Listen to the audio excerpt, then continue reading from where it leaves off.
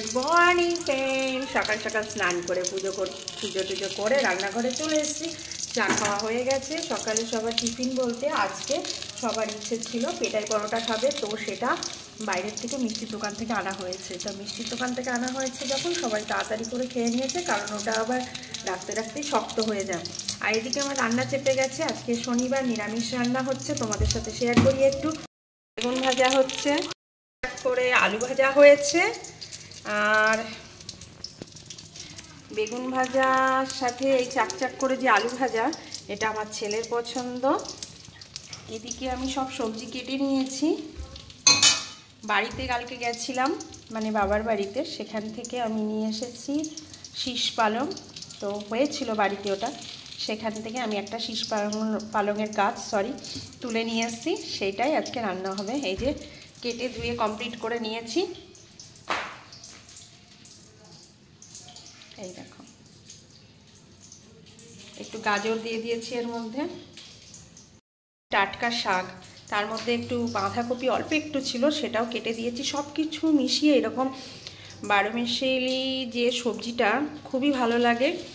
আর বাড়িতে বড়ি দেওয়া হয়ে গেছে, তোমাদেরকে দেখাই, চলো। রোদ্দুরে দেওয়া আছে, বাড়ি থেকে নিয়ে এসেছি কালকে। আমি ছাদে রোদ্দুরে দিয়ে রেখেছি বাড়িতে।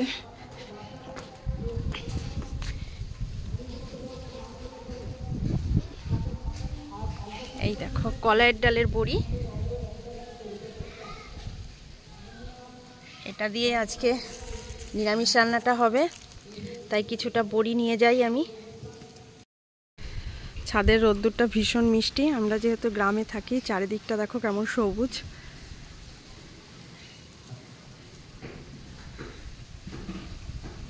কড়াইয়ে তেল দিয়ে দিয়েছি, গরম হয়ে গেছে। এবার বড়িগুলো ভেজে নেব।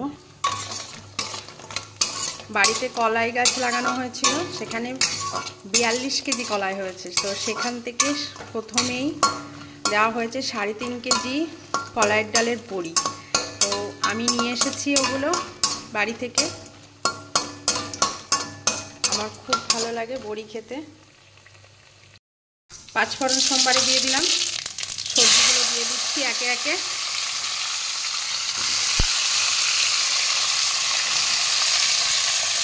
তো লবণ দিয়ে দিলাম সবজিতে।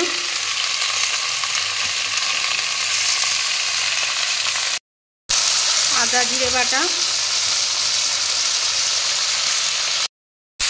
কাঁচা পাকা লঙ্কা চিড়ে দিয়েছি,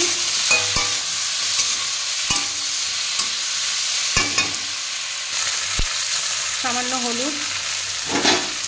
সবুজ সবজিতে বেশি হলুদ দিলে একদমই ভালো লাগে না, সেই সবুজ ভাবটাও যেন কেটে যায়, তাই হালকা সবুজ রাখার জন্য অল্প হলুদ দিলেই ভালো লাগে, সবজিটা টেস্টও হয়। এই সামান্য হলুদ দিয়ে দিলাম। জিরে আদার গন্ধটা একটু চলে গেলেই এইবার শাক পাতাটা দিয়ে দেবো। কচি শীষ পালনের তরকারি খেতে খুবই ভালো লাগে। এবার কিছু সময়ের জন্য ঢাকা দিয়ে দেবো, কারণ কড়াইটা পুরো ভর্তি হয়ে গেছে। এবার ঢাকা দিয়ে দেবো, একটু মজে গেলে তারপরে নাড়া দেবো। সবজি অনেক নরম হয়ে গেছে, ঢেকে দেওয়ার জন্য। এবার বড়িগুলো দেবো, বড়িগুলো দিয়ে ঢেকে দেবো। ভাজা বড়ি দিয়ে দিলাম, সবজির সাথে মিশিয়ে আবার ঢাকা দিয়ে দেবো। এইভাবে আস্তে আস্তে সবজিটা পুরো নরম হয়ে যাবে।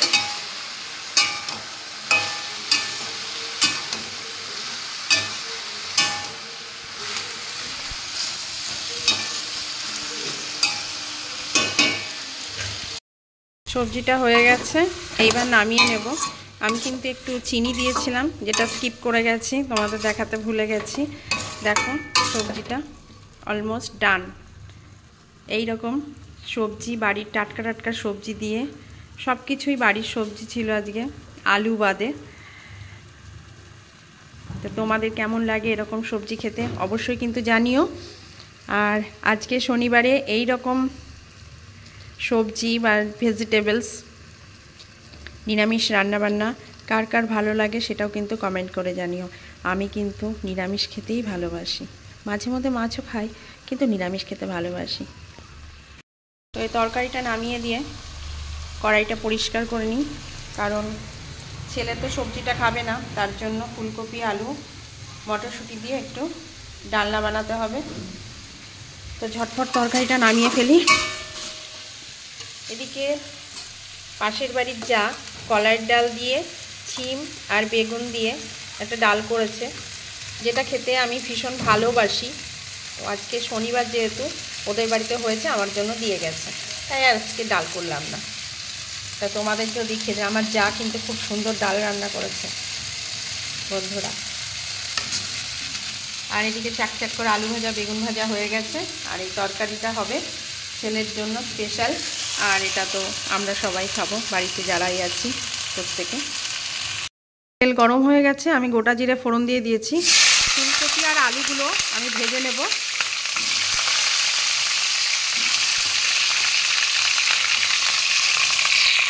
পরিমাণ মতো লবণ, ভাজাতে একটু হলুদ দিয়ে দিই।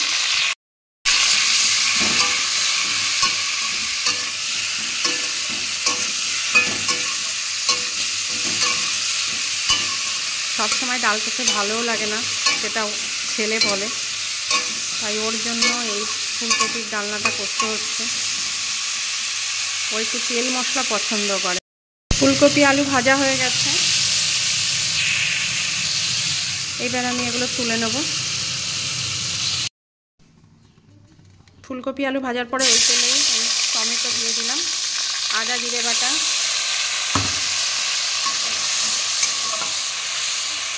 লঙ্কার গুঁড়ো, হলুদ গুঁড়ো আর একটু চিনি,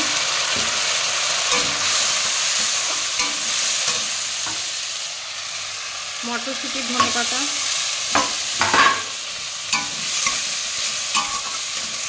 কষানো হয়ে গেছে, এবার আলু ফুলকপি দিয়ে দেবো। ভালো করে মশলার সাথে মিশিয়ে নিই।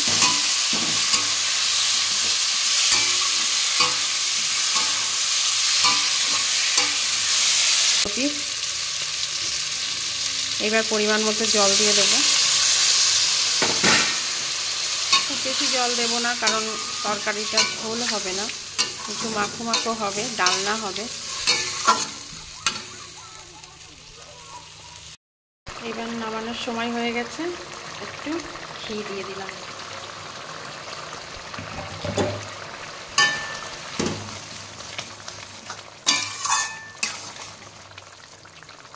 নিরামিষ ডালনাতে একটু ঘি দিলে পরে ভালোই লাগে। গরম মশলা দেবো না, মশলা কষানোর সময় চিনি আর ধনেপাতাটা দিয়েই দিয়েছিলাম, সেই জন্য এখন একটু ঘি দিয়ে নামিয়ে নেব। আজকের রান্না তোমাদের কেমন লাগলো, রেসিপিগুলো নিরামিষ, আমাকে জানিও অবশ্যই। পাশে থেকেও ভালোবাসায় রেখো।